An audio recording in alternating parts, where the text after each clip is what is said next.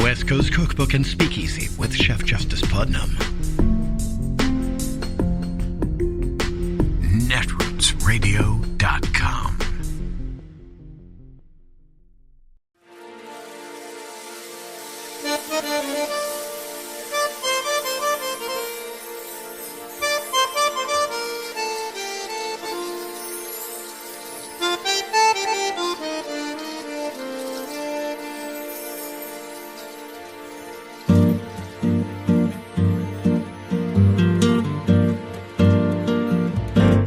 Je voudrais du soleil vert, des dentelles et des théières, des photos de bord de mer, dans mon jardin d'hiver.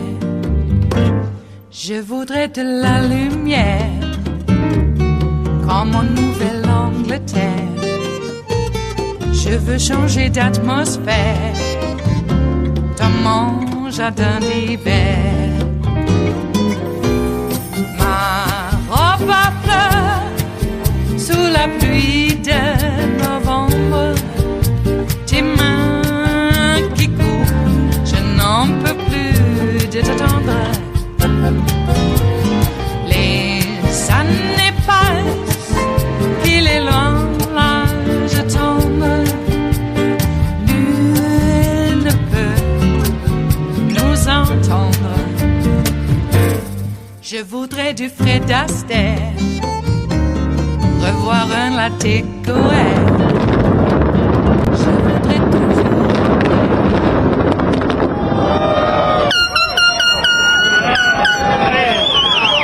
That was the demolition of the Trump Plaza Hotel and Casino in Atlantic City back in 2021. And if you know anything about the story of Trump and his casino businesses, I bet you know that the story does not end well. Multiple Trump casinos ended up filing for bankruptcy.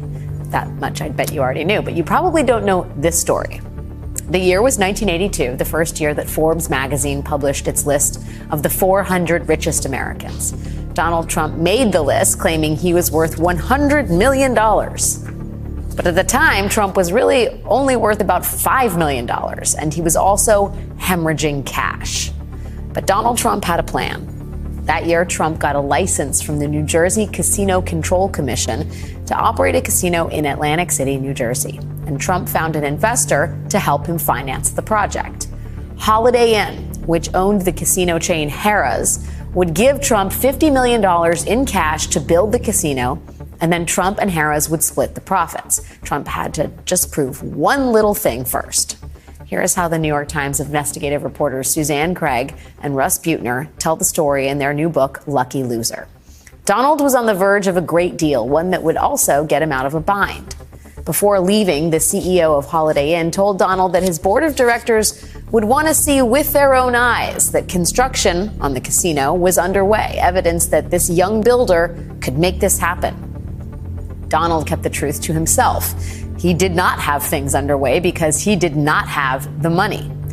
So he directed his construction supervisor to hire every piece of earth-moving machinery he could find.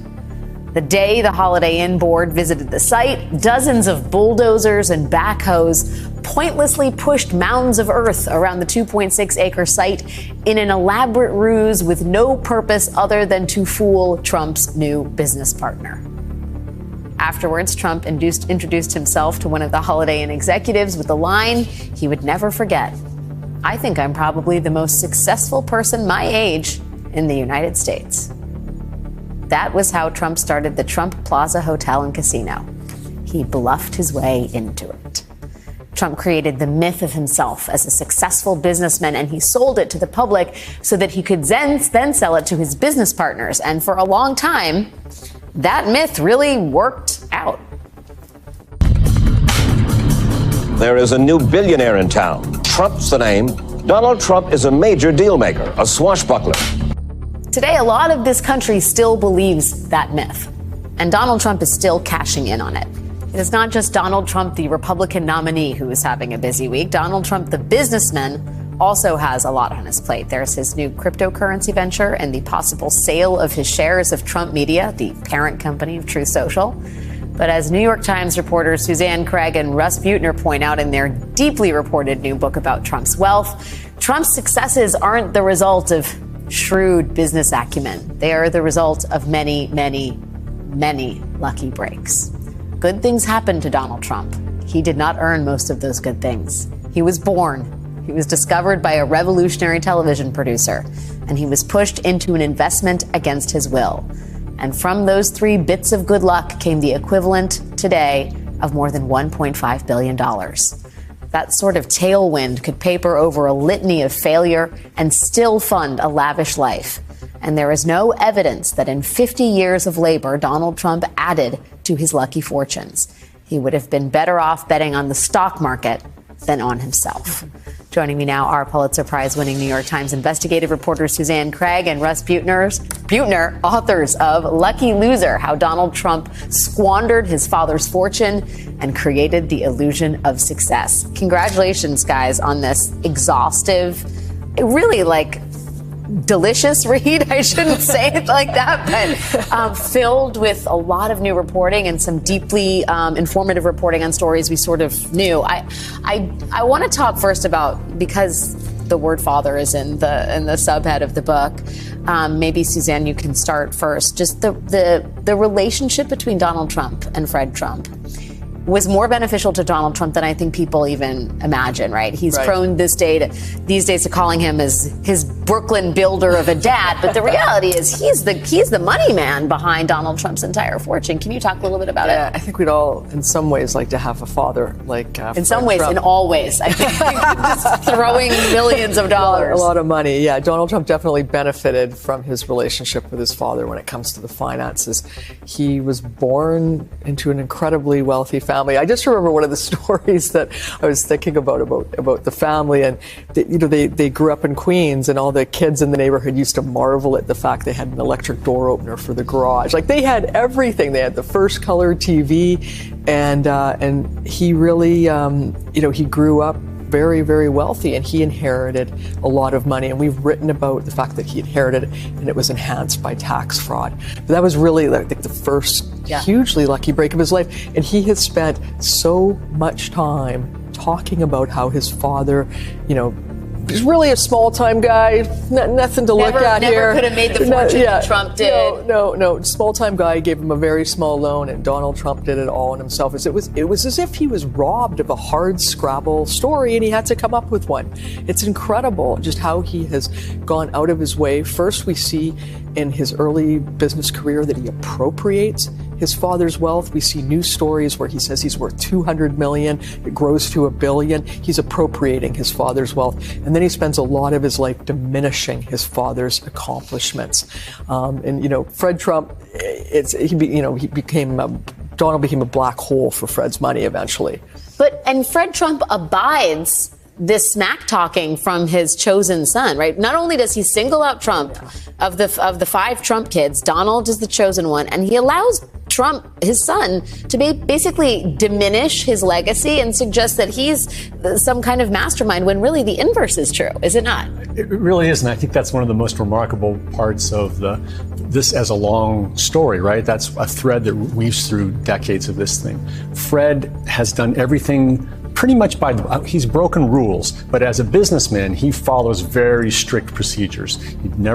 He always estimates correctly what his revenue is going to be. He doesn't spend more than that's going to take in. All his projects make money. He's very careful. Donald is just the opposite sort. But when Donald first arrives in about 1968, he immediately starts taking over the business. He becomes the public spokesperson for it. This fellow, John Barron, becomes the public spokesperson for it. Right. And Donald starts announcing that they're building projects all over the place, that they're going to build a new seaport in Lower Manhattan. They're going to build a convention center in D.C. They're going to do all these things. And it's all smoke and mirrors. None of it happens. Fred's never done that in his life, but he goes along for the ride. And when Donald does get a project up, when he gets his first sort of building up, Donald starts telling the world that he has fully taken over the finances of his father's company. He has not. But Fred goes along with that and allows Donald to say, and echoes it, that Donald has surpassed me, when Donald literally had one building up of his own. It's really just a remarkable relationship that's very central to what he was able to accomplish. And setting in motion what would become a long career of diminishing people closest to him who support him and assuming that their loyalty is inviolable. Casting them overboard when they're not loyal. What is staggering to a lot of folks who remember Trump in the 80s and 90s is that even in the Apprentice years, it's like completely castles built. It's a paper tiger, right? The Apprentice offices the offices that the Apprentice is going to film in are so shabby that they have to kind of use smoke and mirror. Can you talk a little bit about the stagecraft of pretending that Donald Trump is actually a successful businessman? There was a lot of stagecraft involved when Mark Burnett showed up at the offices and his producers. They came in thinking that they were going to be casting a billionaire. And keep in mind, Donald Trump was the host of the show. He was the prize that all these contestants wanted. They were vying and they were scheming to work for. And the producers showed up and they found chipped furniture and they said the carpet smelled. They just said it was awful. So they ended up creating a whole nother area on the fourth floor of Trump Tower, partly for where the contestants would live, but the whole boardroom was fake. That was not Donald Trump's boardroom. They had to recreate the whole thing. The one thing that escapes me is, given the fact that this guy is hemorrhaging cash, he's going into deals, he's being bailed out by other investors who then are brought in. He continues to sell himself publicly as a businessman. Nobody pipes up. I mean, here we are looking today at the potential sale of Trump social stock, which is largely built on Donald Trump's reputation and not at all on Truth Social's ability to generate revenue. Do you have a working thesis about how he's able to convince people over and over and over and over again? I think there's a couple of things you have to give him credit for. He has this innate charisma that's followed him his entire life. In every aspect, every era of his life that we look into, there were people that were wooed by him. But also, he can be incredibly persuasive.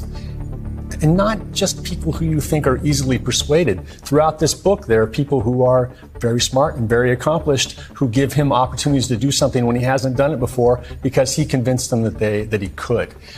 That has been a diminishing trend over the last 10 years, right? The things that once he got the money from The Apprentice, he decided again to undertake this effort to make himself look like a businessman by starting businesses. So he built a huge tower in Chicago. He secretly declared it completely worthless on his tax returns after he got it open. He remodeled the old post office into a hotel in D.C. He lost $7 to $10 million every year, and he had to sell that. He bought some golf courses in the UK. They all were sucking money, and he had to subsidize them with this money from his fame. So, he's not really convincing people much anymore, but now he's got this new audience, which are his political followers. And I really think Truth Social is marketing to them. Right. Yeah. He's selling their persecution complex to them. And if you look at the site and read the people who invested, that's the thing that they grab onto, is we're under assault from all sides. We have to protect this site. We have to protect Donald Trump. He's our only chance. Yeah, he was once monetizing the sort of Trump brand in this gilded 80s, 90s New York. Now he's monetizing grievance and rage. Really, you have to hand it to him in terms of the innovation on that front.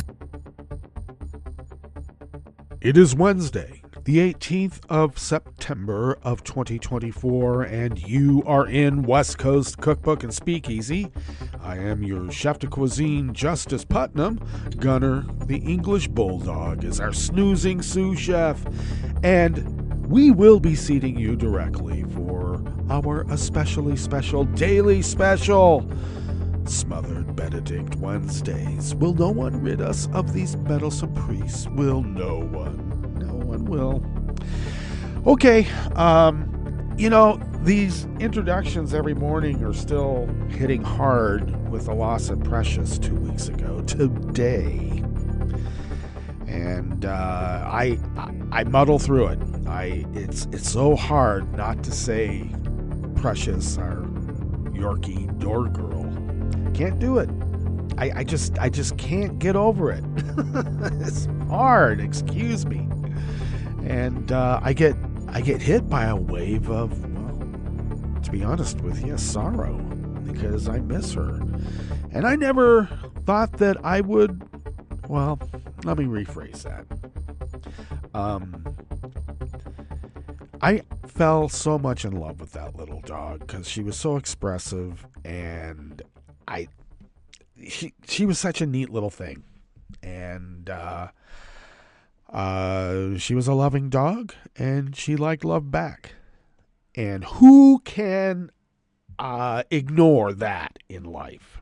Well, those who do, I would think, have something terribly wrong with them. So the loss of her is still hitting hard, I have to confess. But since we do have Gunner, and we had Gunner longer than we had Precious, he goes in today because they both went in on the same day. He had his surgery to remove an excessively large fold that was exceedingly deep and causing yeast infection and problems in his eyes. So we had that taken care of. So he gets his sutures out today. So we'll take him in at 2 o'clock West Coast time, and however long that takes to consult with the checkup and getting the sutures out, then we're good to go. He gets to keep the cone off, which he doesn't really like, and who can blame him? I don't. He seems to be healing well. I'm keeping my fingers crossed that my prognosis, is it a prognosis already, or is it after the fact? Anyway, he seems to be healing okay. I don't notice any of the signs that were on the list to be on the lookout for. And he took all of his medicine. Took him a little while to actually, I couldn't get him to take a pill, as you know, so I had to crush it up and put it in his food against the advice or instructions from the vet, our Dr. Dickey. But there's no way to get him to take a pill. I have tried it for as long as I've had him, and I've had him since he was just after being a little puppy. So, but he seems to be on the mend. He seems frisky, and I can't wait to get the cone off completely so that we can actually do some traveling. And, well, I say traveling, I mean going out, ranging out a few miles for lunch, and, just to get him out and about because we need to do that. And I'm getting to the point where I think I could walk him a little bit. That's always been an issue because of the way my knees are. But they haven't gotten any better. But if I lose a little bit of weight, it's easier to get a bit around. So, yeah, I'm not able to carry the mass I did when I was younger. Well, I can, but it hurts. Let's put it this way. I can carry it around very slowly and in pain. So if I lessen it, I can move around. Not so slowly, still slow. And with a whole lot less pain, because it's always painful. Yeah, okay. So, what else is going on in the world? I made a line in the sand on the local town Facebook page. I know, it's almost like dealing with next door. Why am I even speaking about it? Because I'll tell you why. These types of, there's no other way to put it, agitprop, to steer our politics to a particular way is not by accident. There's a lot of useful idiots out there.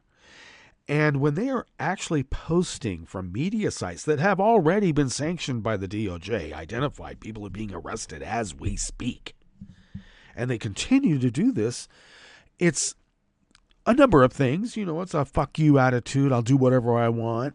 You Dems, you're a bunch of snowflakes. You think Russia's behind everything. No, they're not behind everything. Because you also got the Chinese, the Arabs, the Egyptians, and dare I say, even the Israelis in many respects, who are our allies. But we got Bibi over there, so you got to be careful of him. But we'll get to him in just a moment here. But let me finish up on this more local angle of disseminating agitprop to stoke fear, animosity, racial animosity, bigotry against trans people, public education, and, vaccines, etc., etc., etc., etc. And then, when you point out what they're doing, you're the one causing division. Oh, really?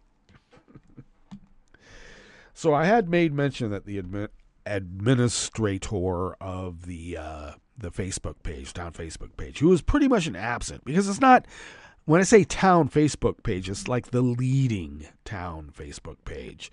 The town doesn't really have a Facebook page. The town has had to step in back during Black Lives Matter protests. The town had to step in because that particular page that I'm on, that's why I call it the town Facebook page, because more people follow it, had stoked this rumor that Black Lives Matter, busloads of Antifa and Black Lives Matter were coming to town to, I guess, invade us and indoctrinate us into being Black Lives Matter and anti-fascist. And I would make jokes. I go, they don't need to come here and take over, You don't think that black people should have, autonomy and full rights, and that anti-fascism is a good thing? You can't say that. No, they couldn't. But it had caused, shall I, or dare I say, pretty much a Klan response. It was a Danziger Bridge waiting to happen, because hundreds of biker, bigots showed up to bivouac around the bridge to make sure no busloads of Antifa and Black Lives Matter were coming off the freeway to come across the bridge into our town. Can you believe it? So the town had to take measures and lessen this fever that had been pitched by MAGA. Let's be clear. All right. But it's still Antifa's fault that happened, because if Antifa hadn't been around, then all these Nazis would be able to do whatever they want, unabated and unopposed, which I think is redundant, but here we are. So I've already told the story of when the city had invited a leader in the region here, a black woman, to come and speak about systemic racism and the history of it, and little things that we can do to look out for it and make sure that it doesn't become an issue, so that people are blaming people for things that they, you know what I'm talking about. And I told that story, and how our then police chief, who got kind of kicked out of a previous town because he was, 3%er, comes to our town somehow, and he made this regional leader in the black community, so fearful she felt that she had to get out of there for her life. Now, this was a workshop, a Thursday workshop, that the city puts on. Not, they have the Thursday workshop. It could be for water quality or any number of things. We got the elm borer beetle. We got to deal with that. Any number of things the Thursday workshop addresses. But in this particular one, the police chief decided to show up to intimidate this woman into, there is no systemic racism. It's all a construct from you commie liberals. Yeah. Well, that guy's no longer our police chief, but he didn't come out of a vacuum. Let's put it that way. Okay. So anyway, the usual suspects continue to post their BS. And I have not gotten word on whether this guy, Buck Sargent, is a real person or not. I still don't believe anybody named their kid Buck Sargent. Give me a break. Especially since I can't find it anywhere. Public records are public records. Okay. So this guy's showing up still and putting in his 2 cents. The usual suspect who's against public education and anything that has to do with a multicultural society is continuing to post, even though the admin on this usual suspect's post said this is not appropriate. So I decided to make my own line in the sand, and that is that every time a political post is put on, it's going to be met by 3 music posts, which I call West Coast Mood. West Coast variations on that. It could be right now it's West Coast late summer mood, because we're going to be into fall on Sunday. So right now it's late summer. 3 consecutive music posts to push the political bullshit off the top of the page. So, yeah. And that will be met with a vociferous and agitated response because MAGA can't stand anybody telling them no. What a bunch of spoiled little brats. God. Okay. What do we have in store for you here in the Bistro Cafe part of West Coast Cookbook and Speakeasy as we begin this, well, right now it's a foggy Smothered Benedict Wednesdays, but we like it. It's late summer, early fall.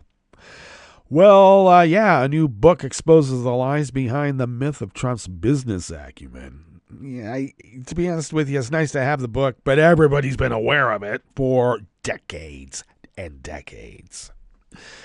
Then on the rest of the menu, California Governor Gavin Newsom signed 3 bills to crack down on the use of artificial intelligence to create false images or videos in political ads ahead of the 2024 election. And you know, the people who are being paid by Russia are out there right now saying it's an infringement on free speech. Of course they are. 2 former New York City Fire Department chiefs were arrested on charges of soliciting tens of thousands of dollars in bribes for preferential treatment to some individuals and companies. Wow! And a new archaeology at an abandoned Oregon town reveals the hidden lives of segregated black logging families from the 1920s. After the break, we move to the chef's table where the Vatican opened a new investigation into leaks surrounding its trial of the century London property investment probe. And Australian police infiltrated the encrypted global messaging app Ghost and arrested dozens. All that and more on West Coast Cookbook and Speakeasy. Bon appetit.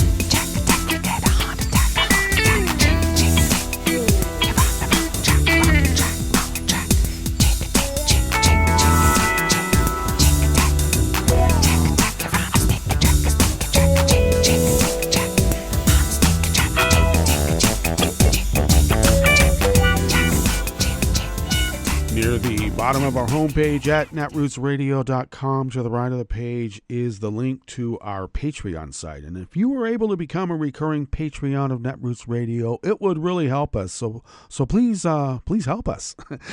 And also follow me on social media at Justice Putnam. You will have quick access then to the show notes and links diary on Daily Codes that's posted 10 minutes before showtime. So you can peruse the actual reportage by the actual reporters in its and their entirety. All right.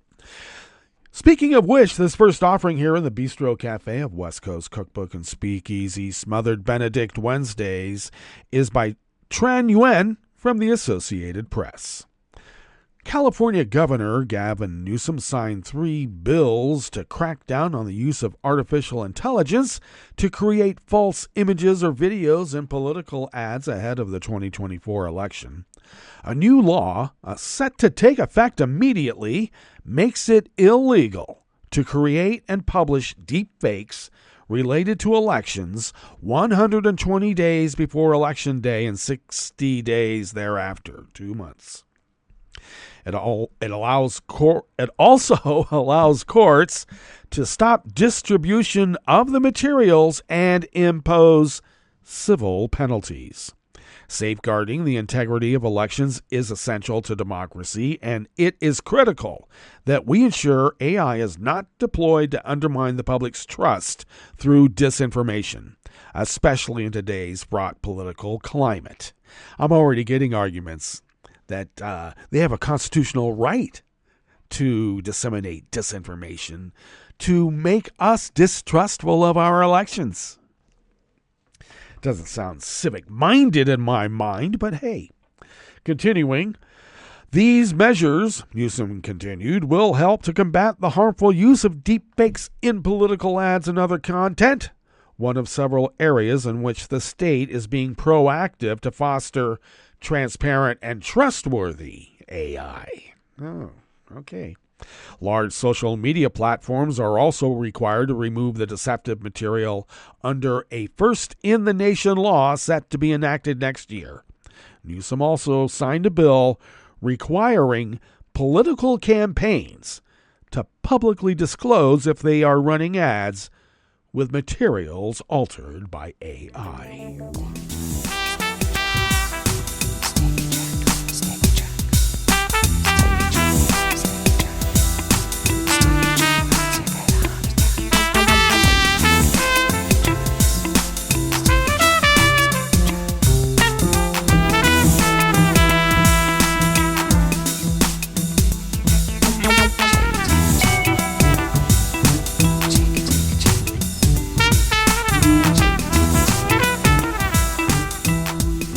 Jake Openhearts and Larry Neumeister at the Associated Press bring us this next offering here in the Bistro Cafe of West Coast Cookbook and Speakeasy. 2 former New York City Fire Department chiefs were arrested on charges that they solicited tens of thousands of dollars in bribes to guarantee that the department's fire safety division gave preferential treatment to some individuals and some companies. Anthony Saccavino, age 59, of Manhattan, and Brian Cordasco, age 49, of Staten Island, were arrested on bribery, corruption, and false statements. And those charges allege that they solicited and accepted the bribe payments from at least 2021 through 2023. They were each freed on a $250,000 bail after entering not guilty pleas before a federal judge. Outside the courthouse, neither commented. The arrest came as multiple ongoing federal investigations swirl around Mayor Eric Adams and his top deputies, including one inquiry that appears at least partly focused on whether the administration sped up fire safety inspections at the Turkish consulate in exchange for illegal contributions.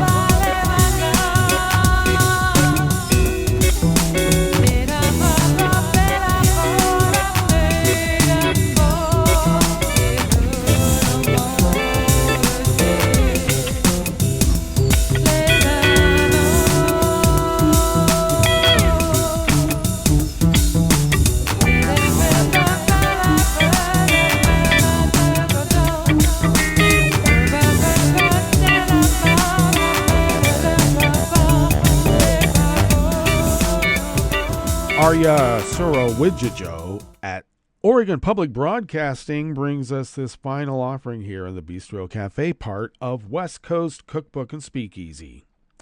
Archaeologist Sophia Tribblehorn holds in her hand pieces of charred animal bones, decorated glass, and a Levi Strauss workwear rivet. It may not seem like much, but these tiny unearthed artifacts represent a big milestone in the rediscovery of black history at Maxville, a former timber company town near Wallowa in northeastern Oregon. Triplehorn, or Triplehorn, is part of a state-funded team from Southern Oregon University and Eastern Oregon University, tasked with limited excavation at the first confirmed location of a black family's former home in Maxville. The Missouri-based Bowman Hicks Lumber Company set up the town in 1923, bringing in skilled loggers from the American South. About 40 to 60 black people would eventually come to live and work in Maxville as part of a total population of around 400 people. Those lives, however, were segregated along typical early 20th century color lines. Maybe without even thinking, the overseers designed their town to reflect Jim Crow segregation, said Mark Sevkoff, professor of anthropology at Southern Oregon University and co-director of the archaeological investigation. White families were placed in one area, single men were placed in another, and the black families were placed in another. Maxwell's black community lived in a marginal area of town, literally across the tracks, in mass-produced dwellings that were carried into the forest via railroad. White loggers and their families, by comparison, lived in more carefully constructed houses. After the Bowman Hicks Lumber Company closed Maxville in 1933, a severe winter storm in 1946 caused most of the remaining town structures to collapse. The exact location of where the black families lived was lost. In the early 2000s, Gwen Trice, the daughter of black Maxville logger Lafayette Lucky Trice, began oral history research with other living descendants to resurrect the nearly forgotten story of the timber town. Her efforts culminated in the creation of the Maxville Heritage Interpretive Center, which continues to spearhead initiatives to rediscover more of Maxville's past. Over the course of 2 weeks in September of 2024, this month, the center's premier archaeological initiative struck a proverbial gold mine of historic artifacts. Please do go to my show notes and links diary on Daily Codes by way of my social media feeds at Justice Putnam to find the link to this article. It is quite stunning. And just need to remind folks, Oregon was, by constitutional edict, to be a white utopia. And many people think it still should be. All right, let us get to our break. And when we get back from that break, we will go through weather from around the world. And we will finish up with the stories that we've curated for you today. You are listening to West Coast Cookbook and Speakeasy. And we will be right back. You are listening to netrootsradio.com. Please hang up and try again.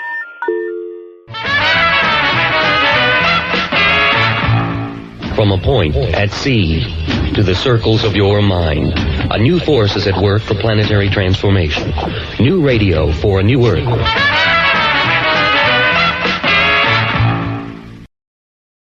This is Take Two Movie Review. I'm Clinton Johnston. This week, the difference between want and need. Beetlejuice, directed by Tim Burton and written by Alfred Gough, Miles Miller, and Seth Grahame-Smith, is the sequel to Burton's 1988 breakout feature Beetlejuice. It has so many good things. Sadly, its story is not one of them. In Beetlejuice, written by Michael McDowell, Larry Wilson, and Warren Scarron, the Maitlands were a darling, nice, small-town couple who died and stayed in their beloved dream house as ghosts. When a family from the city moves in, does a total remodel, and starts living their wacky-tacky garish lives, the Maitlands are beside themselves. They need them out, and that means taking a risk they shouldn't. It's a great hook. The ghosts are being haunted by the living. It's the reverse of what you expect. It's clever. Plus, the family's funny, smart goth daughter Lydia needs to be seen, and the Maitlands need to have a successful domestic life, or afterlife, and you root for the three of them getting together. On the other hand, the story and characters for Beetlejuice feel very been there.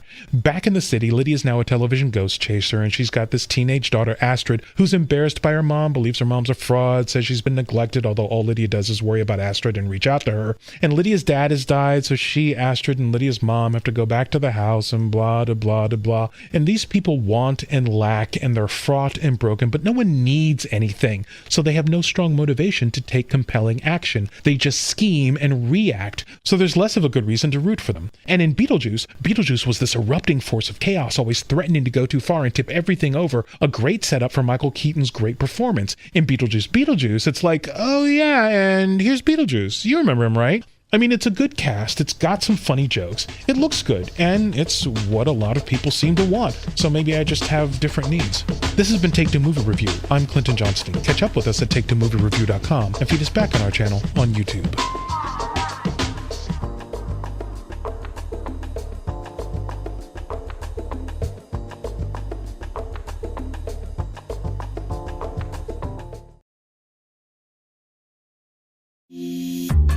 This program is presented by the Centers for Disease Control and Prevention.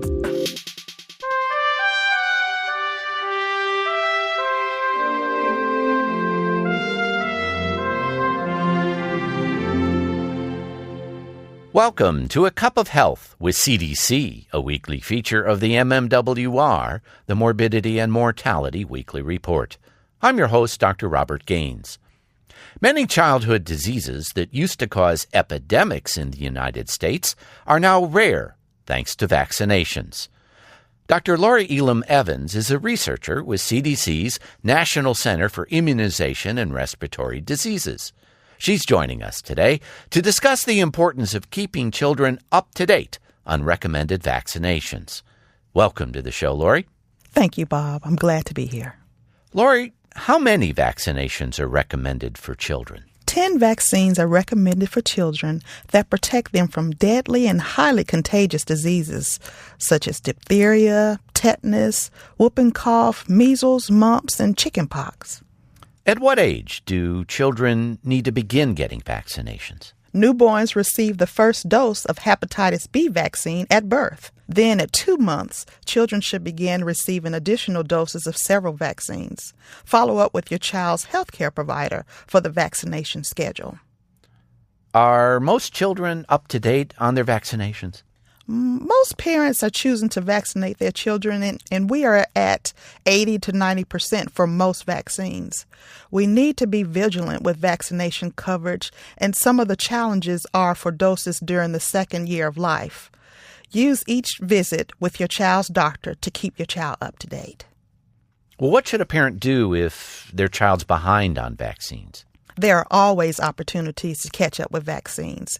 If your child misses a shot, follow up with your child's doctor, and he or she can help your child get up to date.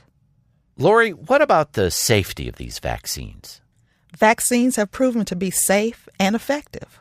The real risk is not getting vaccinated. As we've seen recently with measles, there are pockets of communities that are unvaccinated. This makes the community at risk for illness and disease outbreaks and even death. Where can listeners get more information about recommended childhood vaccines? Listeners can go to cdc.gov/vaccines. Thanks, Lori. I've been talking today with CDC's Dr. Lori Elam Evans about the importance of keeping kids up to date on their vaccinations. Parents, to protect your children from vaccine-preventable diseases, discuss their vaccine needs with a healthcare professional at each visit. Until next time, be well. This is Dr. Robert Gaines for A Cup of Health with CDC. For the most accurate health information, visit www.cdc.gov or call 1-800-CDC-INFO.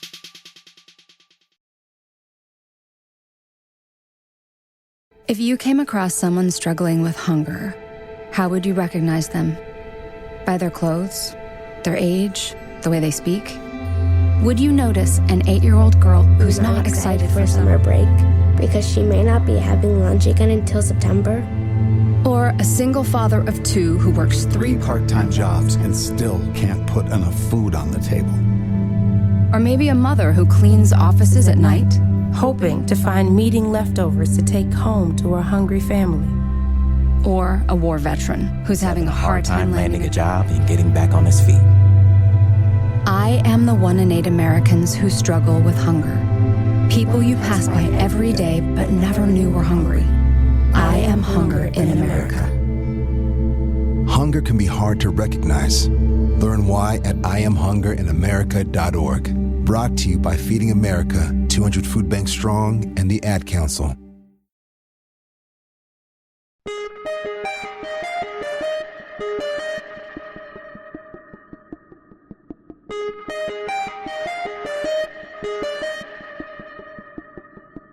Hi, I'm Tom Hartman, and since you're listening to netrootsradio.com, show your progressive side and go to the donate button on the bottom of the homepage. It's progressives like you who power Netroots Radio and keep the progressive message beaming everywhere 24 hours a day. Just go to our donate button at the bottom of netrootsradio.com. Thank you for keeping progressive radio at full power.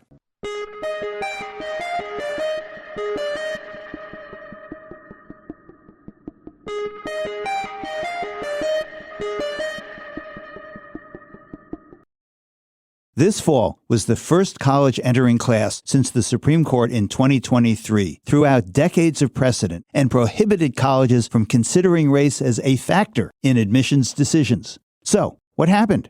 I'm Bill Newman, and this is the Civil Liberties Minute. At Harvard, the percentage of first-year black students dropped from 18% to 14%, a 4% decrease, or a 22% reduction in the number of black students in the class. At MIT, the percentage of first-year black students dropped from 15% to 5%, a reduction of 2/3. At Brown, from 15% in the overall class to 9%, a 40% decline. At Columbia, from 20% to 12%. And at Amherst College, from 11% to just 3%. Some elite colleges have reported that they did not experience a decline in black enrollment. Yale at 14%, Princeton at 9%, and Caltech at 5%. But there appear to be many more elite colleges that have. As the Harvard Crimson editorialized, a sustained decrease in Harvard's black population will intensify race-based inequality in a nation already highly inequitable, and will shut out talented students who face far higher obstacles, and will increase the isolation of black students on campus, and will deprive entering students the many well-documented benefits of a diverse learning environment. The Civil Liberties Minute is made possible by the ACLU, because freedom can't protect itself. You're listening to the American Democracy Minute, keeping your government by and for the people. In a dubious decision, the Ohio Supreme Court mostly upheld the state ballot board's intentionally misleading description for a citizen redistricting commission measure on the November ballot. The Ohio Ballot Board, chaired by notoriously partisan Secretary of State Frank LaRose, threw out Measure 1's original description, saying instead that the constitutional amendment for a citizen-led redistricting commission would require gerrymandering, not forbid it. After the current politician-led redistricting commission and legislature gerrymandered state voting districts, citizens not politicians proposed a 15-member citizen-led board which would be forbidden to create maps for partisan gain.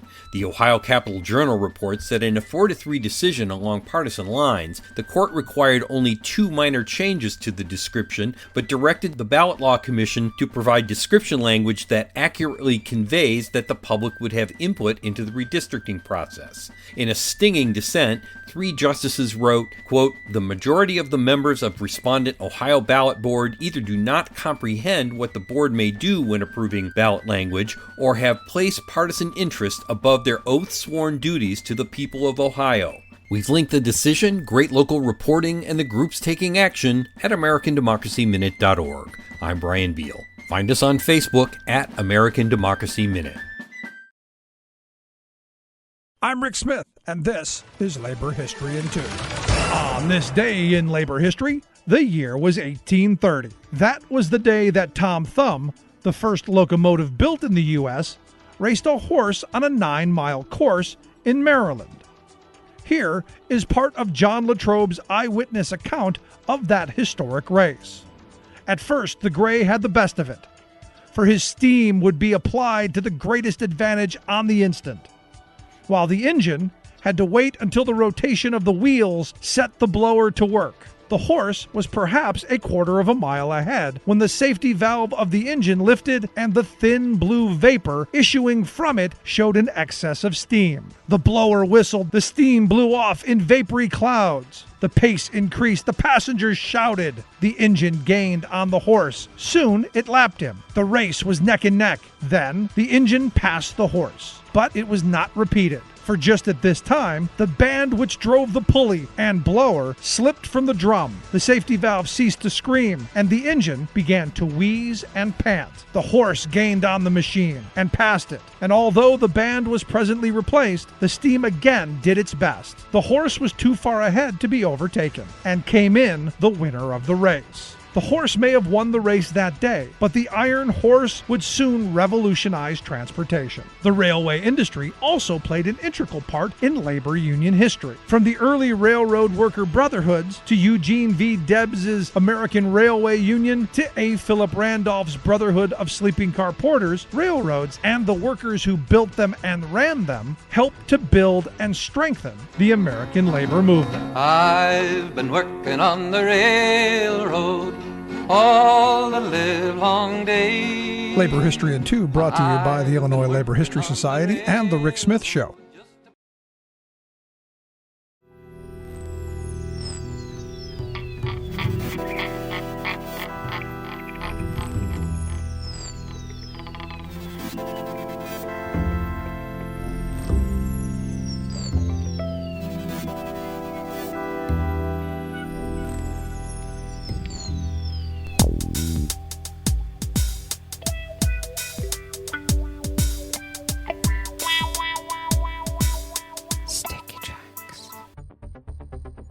Thank you for accompanying us here to the chef's table at West Coast Cookbook and Speakeasy Smothered Benedict Wednesdays.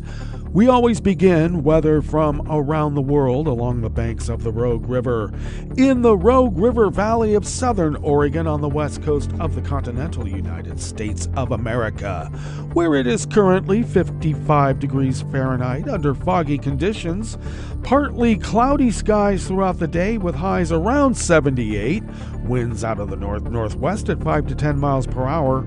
We did indeed get some rain yesterday. I don't think it was nearly close to a quarter inch between the daytime and nighttime splatterings, but we did get some rain, so that's nice.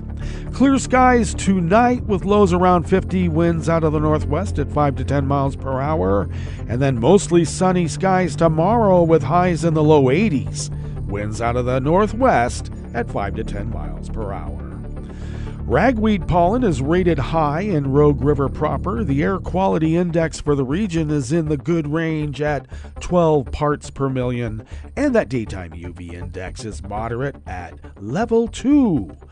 Barometric pressure is holding steady at 29.96 inches. Visibility is less than 2 miles, and relative humidity is at 99%. Weather from around the world is brought to you by a crowd of crowdsourced weather stations that a crowd crowdsources from around the world, and that is the Weather Underground. London is 74 degrees and sunny. Paris is 75 degrees and fair. Rome is 68 and mostly cloudy with another thunderstorm advisory. Kabul is 68 and clear. Hong Kong is 90 and clear. Tokyo is 78 and partly cloudy. Auckland, New Zealand is 49 and partly cloudy. San Francisco, California is 58 degrees and cloudy. Chicago, Illinois is 79 and sunny. And New York, New York is 72 degrees Fahrenheit and fair. And that is weather from around the world, brought to you by a crowd of crowdsourced weather stations that a crowd crowdsources from around the world.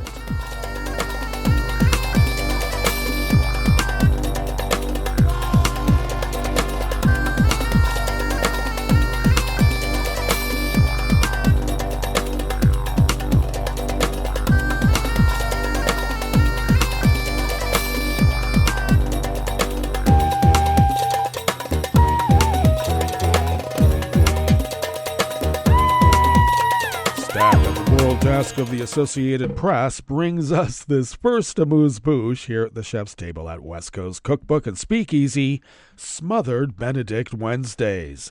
The Vatican prosecutor has opened a new investigation into the leak of information about its trial of the century probe into a London property investment, the Holy See said yesterday, Tuesday.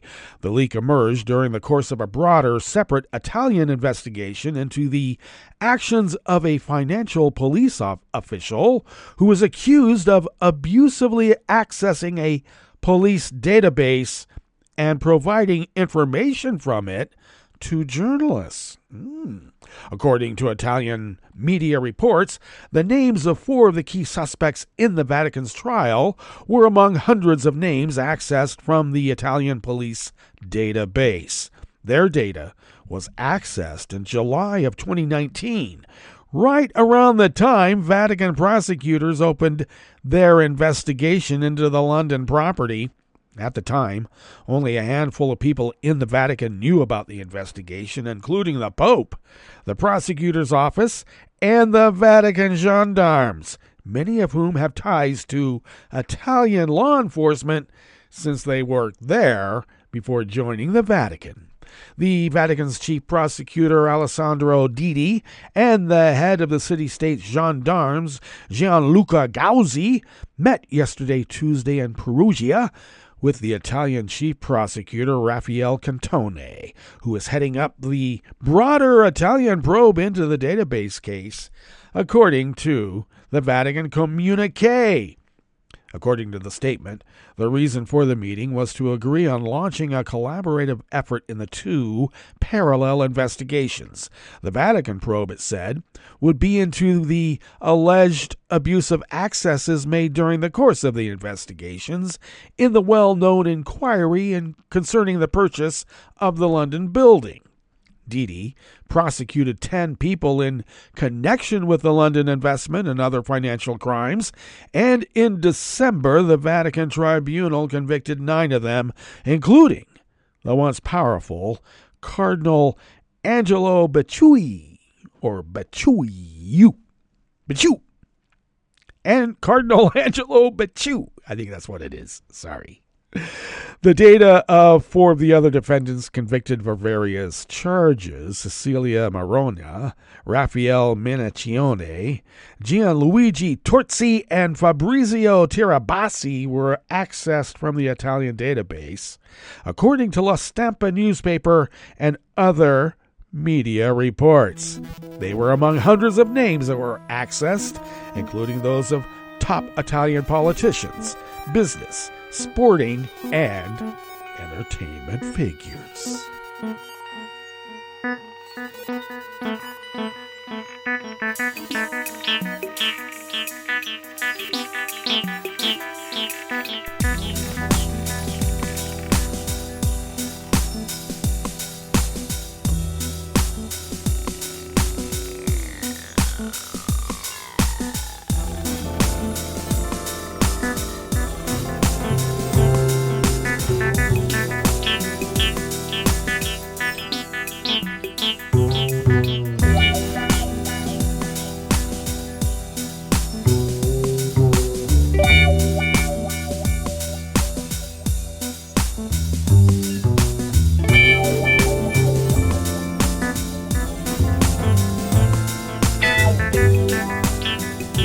Girk at the World Desk of the Associated Press brings us this final amuse-bouche here at the Chef's Table at West Coast Cookbook and Speakeasy, Smothered Benedict Wednesdays. Australian police said today they have infiltrated Ghost, an encrypted global communications app developed for criminals, leading to dozens of arrests. The app's administrator, Jae Yoon Jung, age 32, appeared in a Sydney court earlier today on charges including supporting a criminal organization and benefiting from proceeds of the crime. He did not enter pleas or apply to be released on bail. He will remain behind bars until his case returns to court in November. Yeah, I don't think he wants to end up dead. Australian police arrested 38 suspects in raids across 4 states in recent days, while law enforcement agencies were also making arrests in Canada, Sweden, Ireland, and Italy. Australian Federal Police Deputy Commissioner Ian McCartney said, "We allege hundreds of criminals, including Italian organized crime, motorcycle gang members, Middle Eastern organized crime, and Korean organized crime, have used ghosts in Australia and overseas to import illicit drugs and order killings," McCartney told reporters. Australian police have prevented 50 people from being killed, kidnapped, or seriously hurt by monitoring threats among 125,000 messages and 120 video calls since March, Assistant Commissioner Kirsty Schofield said. Police allege that Jung developed the ad specifically for criminal use in 2017, and Australia joined the Europol-led Global Task Force targeting Ghost in 2022. Well, that brings us to the end of our broadcast period for the day, but you do know Netroots Radio broadcasts on, and we will meet up here tomorrow for Metro Shrimp and Grits Thursdays, so do stay tuned to Netroots Radio all day and all night for all the breaking news as it breaks, and we will meet up here tomorrow, right here, in West Coast Cookbook and Speakeasy. Bon appetit.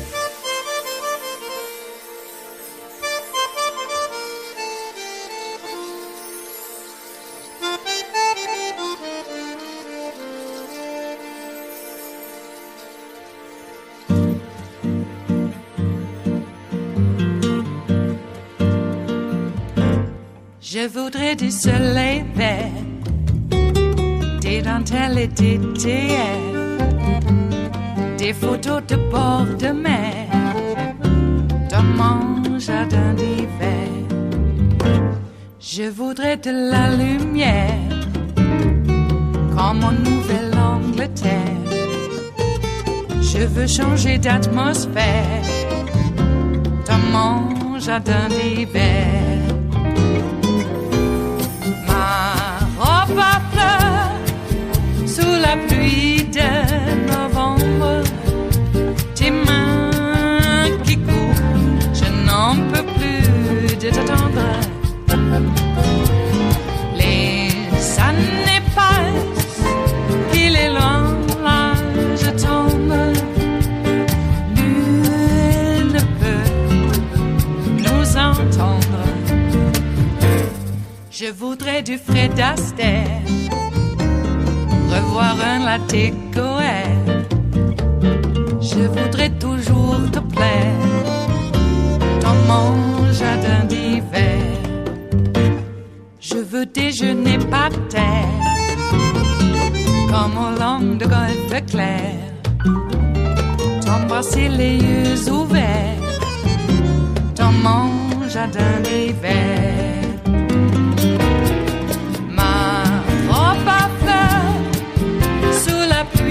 De novembre, tes mains qui courent, je n'en peux plus de t'attendre. Les années passent, il est loin l'âge tombe, nul ne peut nous entendre. Ba-da-da-dum-di-da-dum, ba-da-da-dum-di-da-dum, ba-da-da-dum-di-da-dum, dans mon jardin d'hiver. Ba-da-da-dum-di-da-dum, ba-da-da-dum-di-da-dum, ba-da-da-dum-di-da-dum, dans mon jardin d'hiver. Dans mon jardin d'hiver, dans mon jardin d'hiver.